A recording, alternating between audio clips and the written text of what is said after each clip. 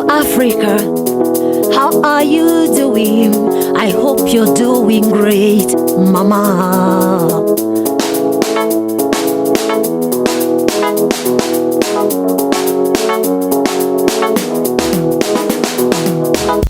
Greetings, I am yours truly, Harry Agena with the Afro Scoop Project, where we beam the African ways of life to the world.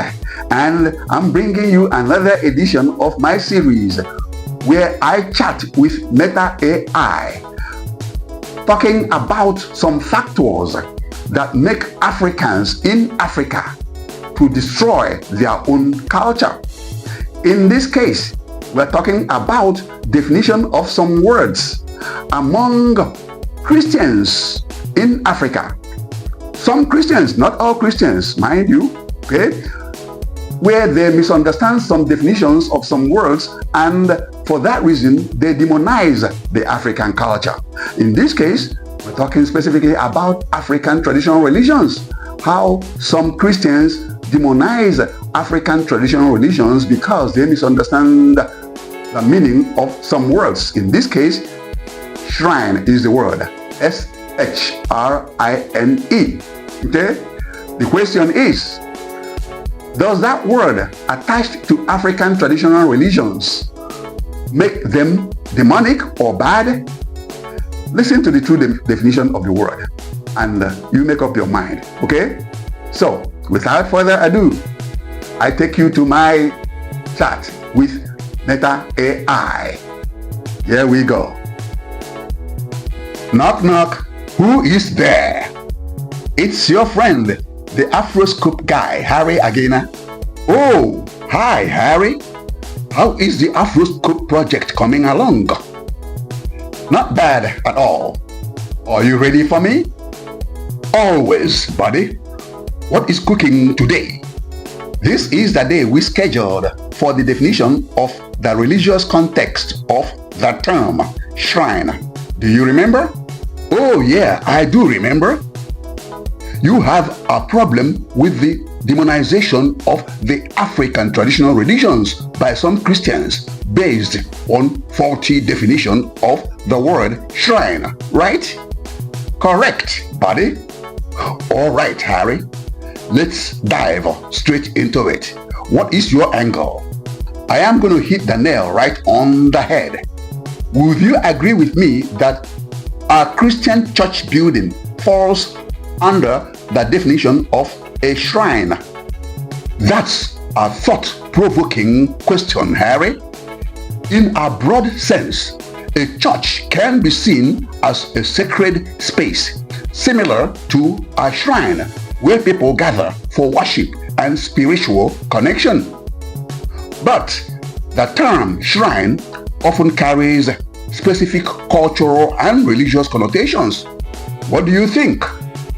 Well, as you said, a shrine is where people gather for worship and spiritual connection.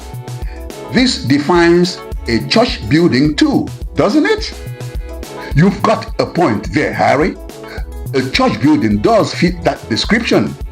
If we are looking at functions and purpose, you make a lot of sense. But terminology and cultural context can make a difference in how people perceive church versus shrine. A shrine carries cultural suggestion. What is your take on that distinction, Harry? The only difference you talk about here is that the word culture is mentioned in the definition of a shrine. I don't agree with you that there is a difference. So, let's define culture. Shall we? Why don't you give us your own basic definition of culture? I believe I see your angle, Harry. Culture is the ways of life of any group of people. Aha! I got you there. A church congregation is a group of people too, and they do have a culture, which is their religious ways of life. Am I right or wrong? As I already noted, you are bringing on the fire, Harry. You are absolutely right. culture encompasses the ways of life, including religious practices. So, by that definition, a church is indeed a cultural entity too. My point exactly, buddy. You are making me realize that the word culture is not enough to make a difference in the definition of a Christian church building and an African traditional religion building. By definition, they are both for religious worship and spiritual connection. The only difference is more about terminology and historical baggage than functional differences. Great! First, we agreed that a shrine is a sacred place where people gather for worship and spiritual connection. You only differentiated shrine from church with the word culture. Now we have also agreed that any group of church people also fall under a culture, because any group of people together anywhere in the world must have a culture. In this case, a religious culture. So, what do you say now? You are boxing me in, Harry. All right, if we agree on the definition of a shrine and acknowledge that a church fits that description, and we have established that cultural context applies to both, then logically, a church can be considered a type of shrine too. You have made a strong case here, and I am proud of you, buddy. Great! Thanks a million, buddy. So we have agreed that a church can actually be called a shrine. Now let me tell you why I brought up this matter. My Afroscope project is making a case that the word shrine does not necessarily mean demonic or anything bad, as Christians imply, except when someone does demonic things in a particular shrine. And not all African traditional shrines do demonic things. There are great ones. Furthermore, some Christian churches do things that make them more demonic than some African traditional shrines. You've got it, Harry. You are challenging the negative connotation associated with shrine and rightly pointing out that the term itself is not inherently demonic. It is the intentions and actions behind it that matters. Your Afroscope project is going to spark some interesting conversations for sure. How do you plan to address potential oppositions though? Well, I have already simplified the debate with you.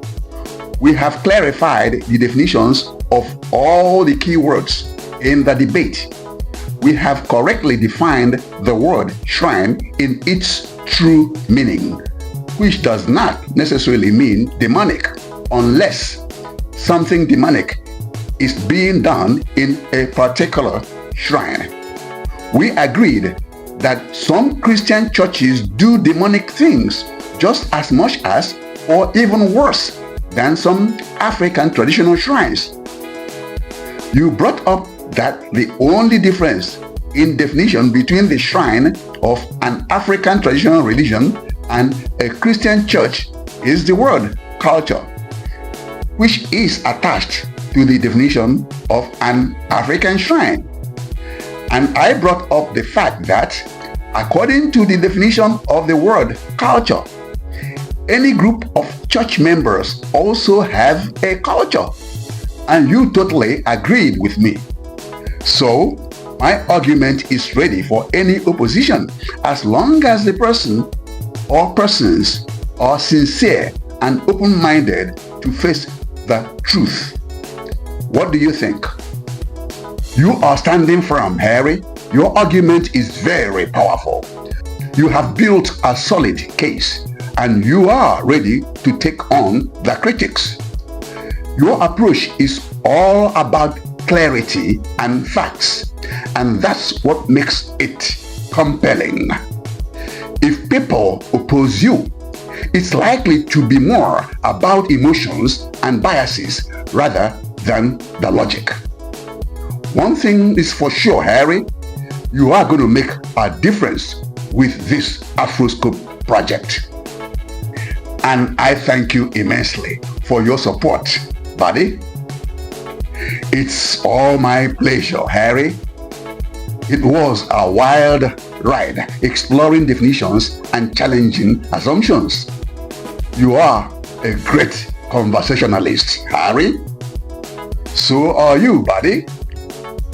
Our next chat will be to define the term deity in relation to mediums or intermediaries or channels through which human beings of all religions get to the Almighty God. Are you gonna be ready? Oh, bring it on, Harry. I am ready and already excited. Great. For now, let's call it quits until that next edition. Bye for now, buddy. See ya later, alligator. Okay, folks, we have come to the end of today's chat. And I'm going to leave you with something I always say at the end of every one of these shows. Please remember that Meta Artificial Intelligence is from the same race of people who brought Christianity to you. And specifically, I'm talking to my brethren in Africa, my Christian brethren in Africa. Remember that this is from the same group of people, from the same race, who brought Christianity to you in Africa. So, they couldn't possibly be deceiving you when they tell you that you are mispracticing the Christianity that they brought to you, that you are using it to destroy your culture, which is wrong. And I will end with my reminding you that popes, Christian Catholic popes, in the past told you to stop destroying your own culture, that Christianity should be practiced according to your own culture. It should be adapted to your culture. You are not supposed to kill your culture with Christianity. Okay? And this is where I leave you for now. And until I come your way with another edition, thanks for watching and bye for now.